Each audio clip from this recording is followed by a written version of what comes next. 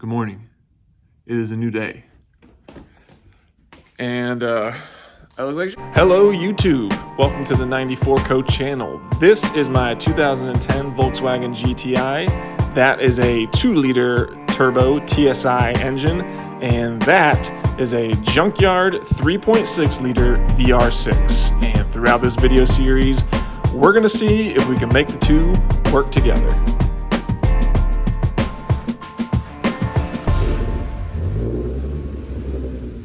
Welcome back to the 94 Co channel. Welcome back to the VR6 Mark 6 Swap series. Welcome back to Oscar. Leave a comment if you're here just exclusively for the Oscar content. In last week's episode, we did a little tease, but you could probably put it together. We got the engine running.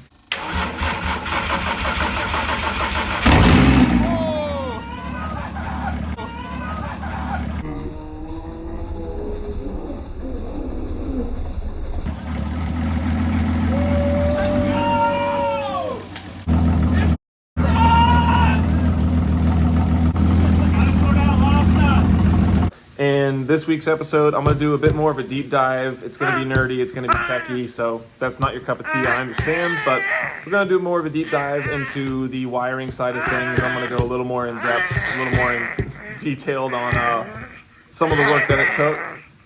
Oscar loves wiring. Let's not waste any time. Let's get into it. But real quick, y'all, before we start, I need y'all to put your time traveling glasses on. It's been 8 months, and we're caught up. Oscar and I, we're ready, because at the end of this video, we're back to present day. Present day Chobi interjecting already. I was editing footage and wasn't happy with how things were laid out, how things were explained. I was kind of talking in circles and not covering enough. Let's talk about what all went into wiring between last week's episode and how the car runs now. Let's talk about that wiring. But first, we're going to do a quick peek in the bay so I can explain what some of these connectors and terms mean so you can track things better. So here's our bay. Congrats, you get a sneak peek.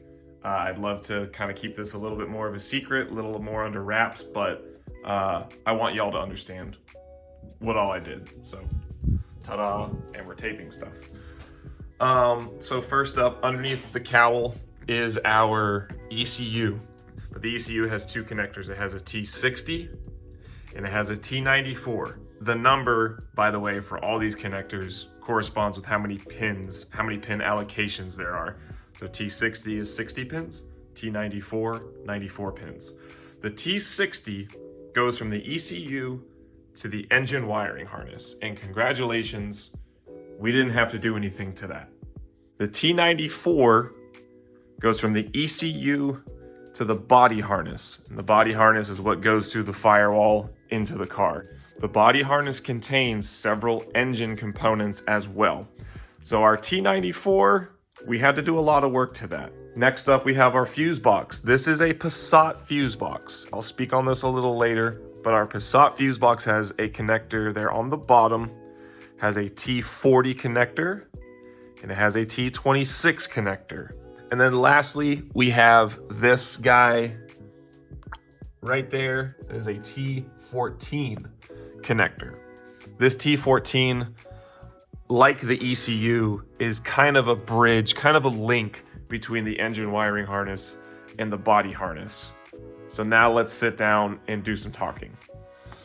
Okay, so if y'all don't want to deal with all of the nerdy mumbo jumbo, then skip to this time right here. If you do enjoy this sort of thing, welcome to my life. I do plan on publishing Google documents. I will put them in the video description. So be patient. I will make an announcement, like I'll make like a community, like a bulletin post on my channel.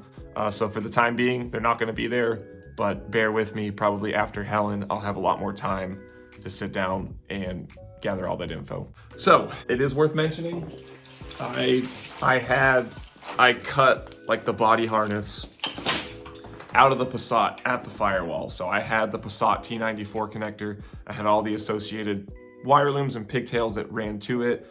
And I had the Passat fuse box. This goes back to last week's video. The first things that we did, there is a signal wire for the fuel pump module that needs to be repinned on the T94.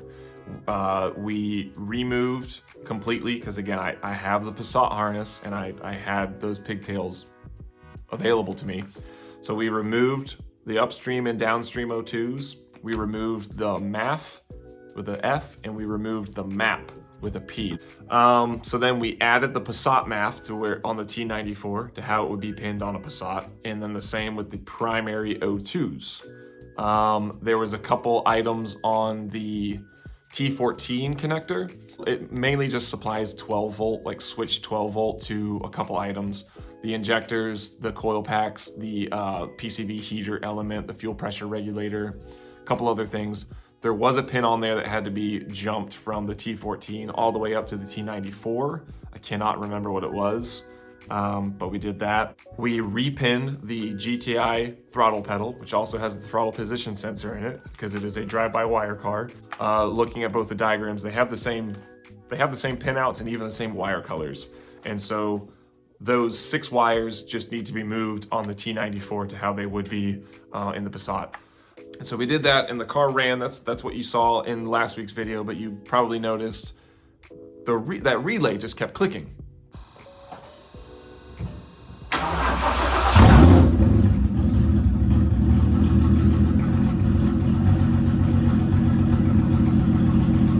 And so I was, checking voltage here and there and everywhere, and that's finally when I had discovered we needed to put in the Passat fuse box because it had more relays, it had more circuits, it had more pin allocations. I think we were trying to feed too much stuff into too small of a circuit in that old fuse box that it was back feeding a couple relays, and that's why things were buzzing. Even when the car was off, and even when the key was out, they kept sticking on, and the engine wasn't behaving exactly how it should have been.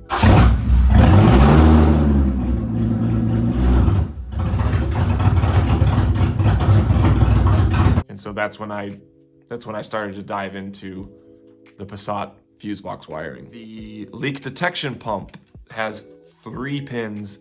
2 of them, I believe, go to the T94. Those need to be swapped. The coolant temp sensor, the one that's on the radiator outlet, those 2 wires, those pins need to be swapped on the T94. There's a cruise control signal wire on the T94 that needs to be repinned and moved over. When I first got the car running, I noticed that my brake lights were on, including the 3rd brake light. With the lights on or off, it didn't matter. My brake lights were stuck on because the brake light switch is actually tied into the T94 ECU body connector. Those pins need to be moved to how they would be positioned on the Passat. The AC system, the alternator chargeback signal wire, that's the same. That stuff just plugged right in. This is where things got a bit more complicated, and this is where I spent a lot of time. It's easiest if you get your Passat, it's called a high box. It's easiest if you get your high box from a junkyard because you can literally just chop it and remove it, and then you have your T40, which the GTI has, but then you have your T26 connector, which the GTI does not. And then you have a bunch of extra wires that you can use to splice and dice with.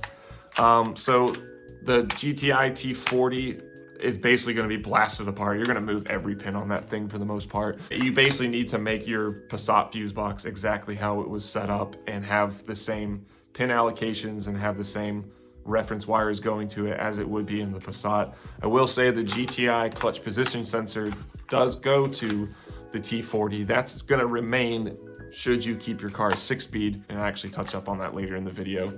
The headlights, the impact sensors, all that stays the same. My fog lights, that stays the same. I think the ambient temp sensor stays the same because it's tied into the air conditioning circuit.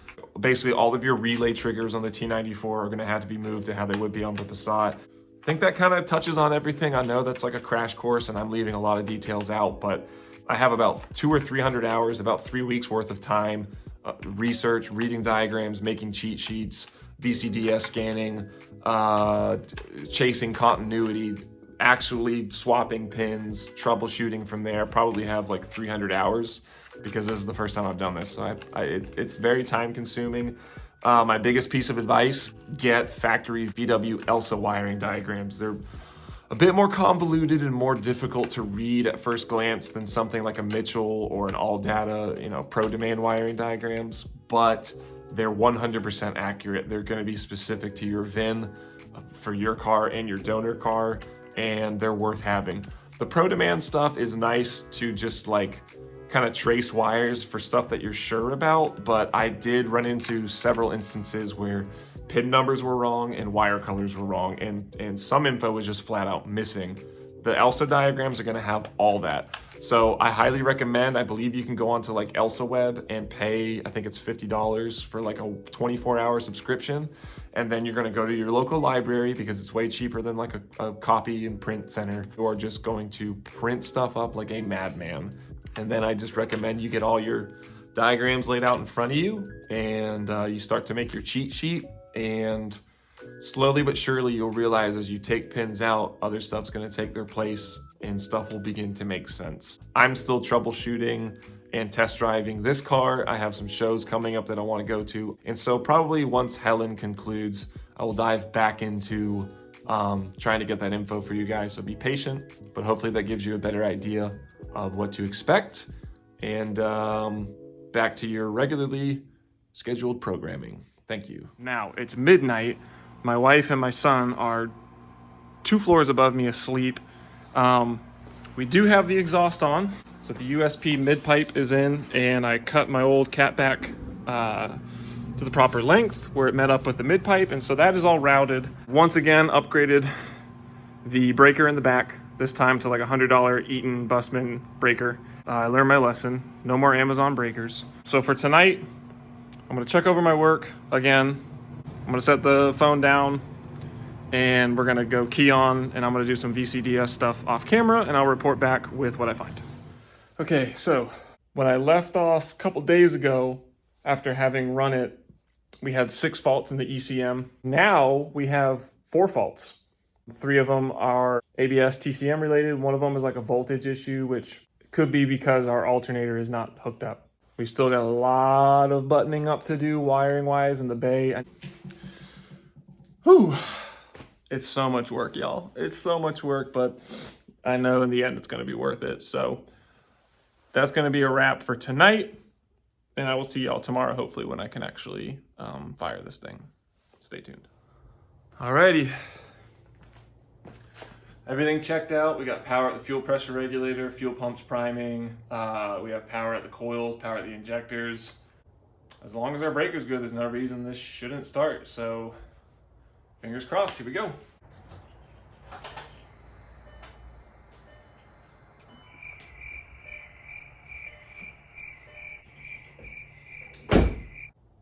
We don't have a starter signal. Or it doesn't think the clutch is in.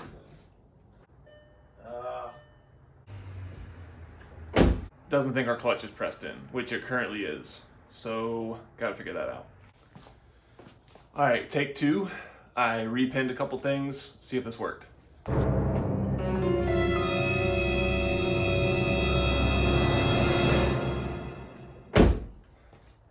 dice.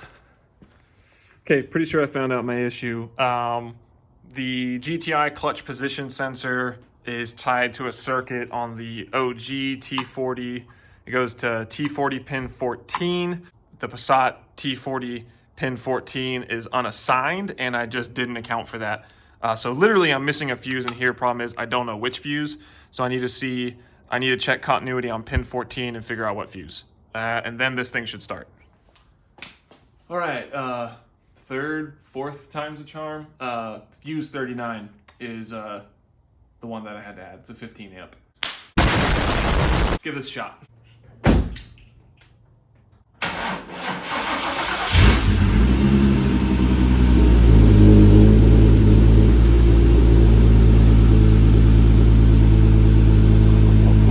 So I was going to edit this clip out, but then I decided to leave it in because it was just hard for me to convey what this moment felt like. This was after hundreds, if not over 1,000 hours of hard work and stress and late nights and pulling out my hair.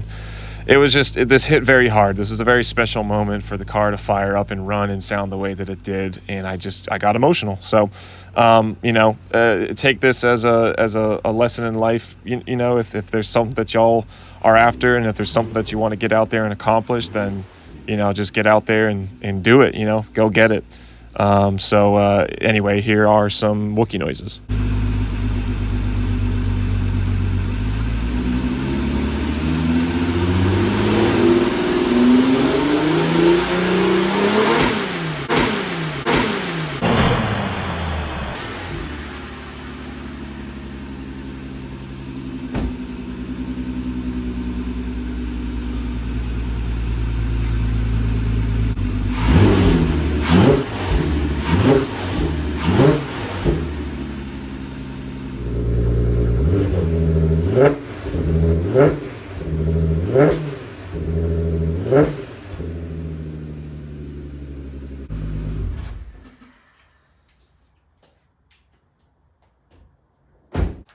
That's nuts. So there you have it. The car ran beautifully, sounded beautiful. Not really much left to say about that. I mean, I was floored. And so now final assembly starts. And so we're gonna do a little time-lapse footage, and we're gonna start to finalize some things. So check it out.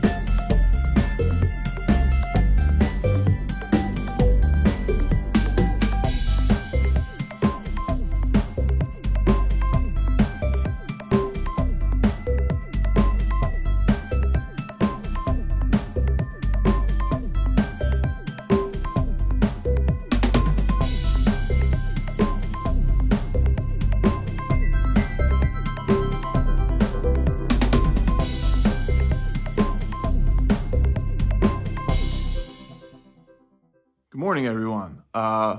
If you weren't convinced that this is, in fact, a stay-at-home dad garage build, how about now? So as y'all saw in the last clip, we have everything routed up to the ECU. So we got stuff through the grommets and the cowl.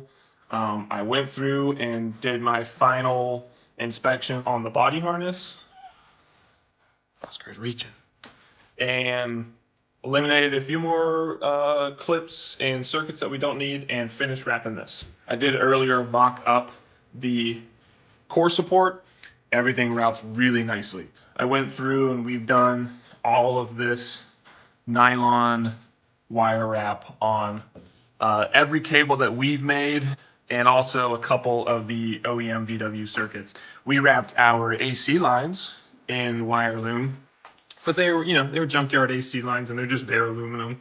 So I could have polished these, but honestly, I liked the vibe of this wire loom so much, and all the stuff that we were, all the cables and stuff I was making, that I decided to throw it on here. And I'm really glad I did, because that took no effort and it looks great. Today, we have all of our cooling hoses necessary for this swap arriving from the dealer.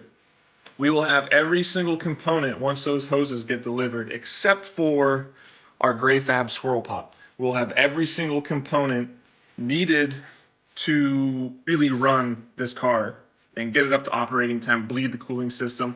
We're literally a swirl pot away from bolting the rest of this car together and taking it out for its first drive. My son is yelling. Hello. We're gonna wait for Mr. UPS man. I'll check back with y'all later this afternoon when we start routing some cooling. If y'all are catching my drift, this thing's about to start looking like a real car here real soon, so stay tuned.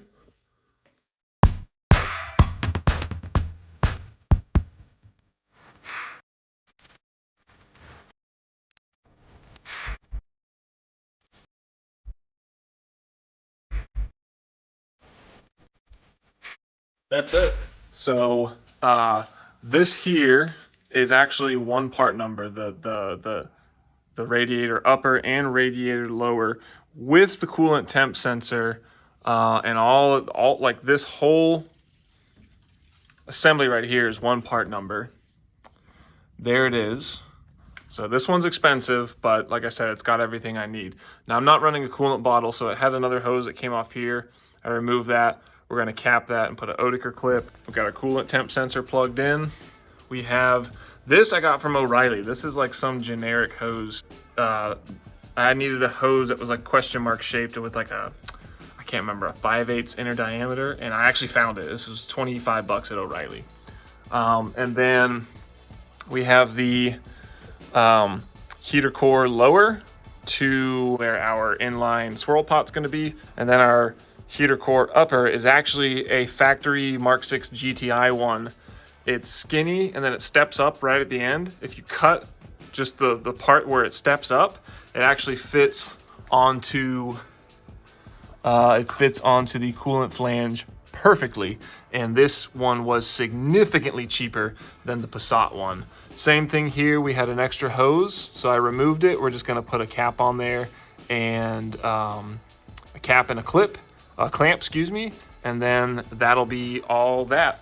And then this guy on the crack pipe will need to be capped and clamped. So I mean, this is it, guys. We're a couple caps and clamps and a swirl pot away from finally being at a point where we can begin final assembly and put this thing on the ground and see what she does.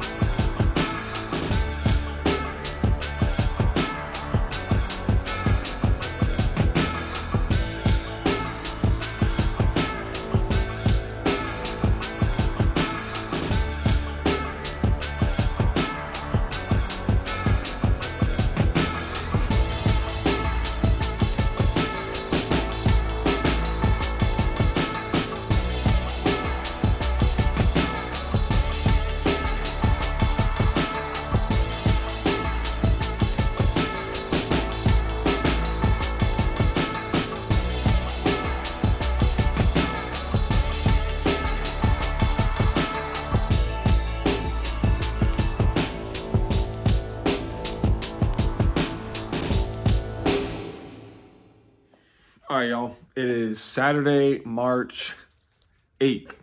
So by the time this video comes out, you'll be roughly 3 weeks removed from the time of this actually being filmed. So you're more or less caught up to present day. Off camera, I actually went back, I replaced my fenders. I realized that the fitment on the fenders that were on the car was junky. It's because they were aftermarket. And so doubled back, got my new fenders painted, got those installed. Fitment is so much better, y'all. OEM or bust, guys. OEM or bust.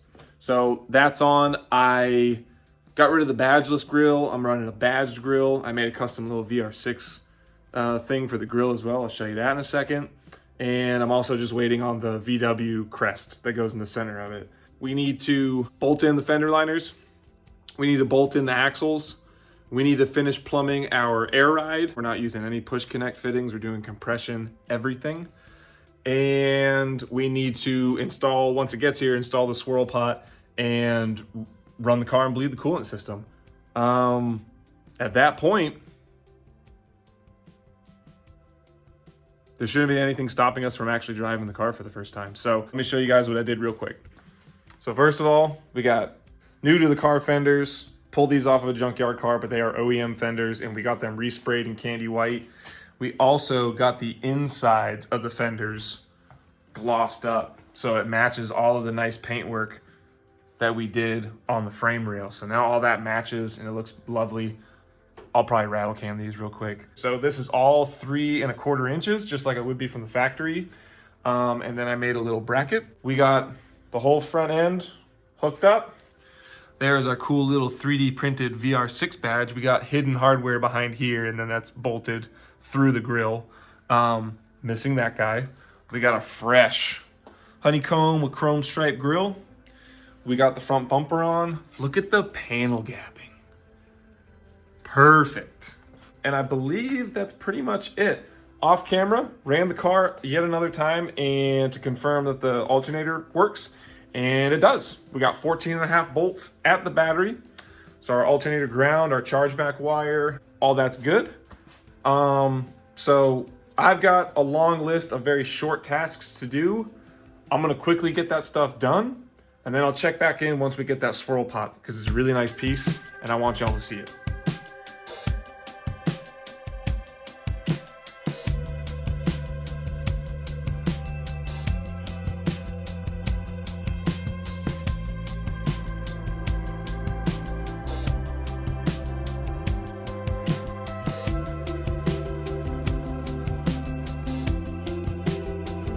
All right, y'all.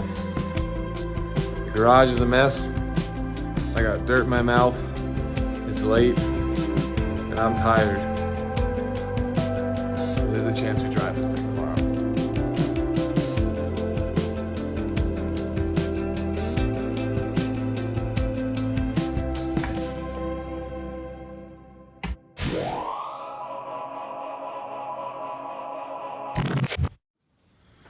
All right.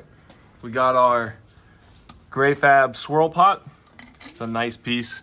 Goes in line with one of the coolant lines, one of the hard lines that's normally bolted onto the side of the head. Grayson actually makes a piece that has the swirl pot in line with it. Quick parts run to the auto parts store. We got some coolant hoses that work. It's got this nice Moroso pressurized cap. So I've got a gallon of distilled water in there. The best distilled, just fresh from the distillery. Got the car on the ground for the first time since I don't know, shortly after Thanksgiving. So first time this year, and got the clutch bled. So we're about to fire this thing up and let the cooling system burble and gurgle and burp, do its thing, and we'll top off with water as needed. The reason I'm doing water right now is because coolant's expensive, and if there's a leak, I don't want to spill, $50, $60 in coolant. I'd rather just spill $3 in distilled water. Winston-Salem's finest, Lowe's Foods. So let's give it a rip.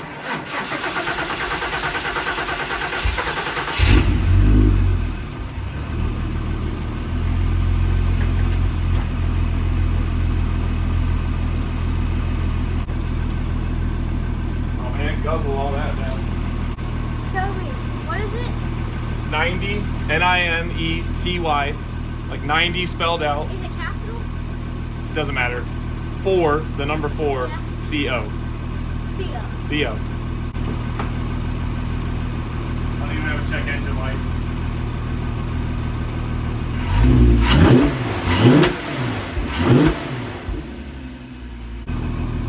Man, it sounds good.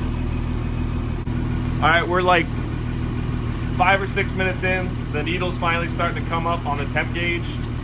I don't see a drop of water anywhere. Engine sounds phenomenal. The head sounds quiet. Everything's ticking, purring nicely. So it's gonna keep letting it do its thing. It's still burping up lots of air. We got the heat on full tilt, so we can get all that coolant, all that water through the heater core. And then we're a calibration of the air ride away from driving this thing for the first time.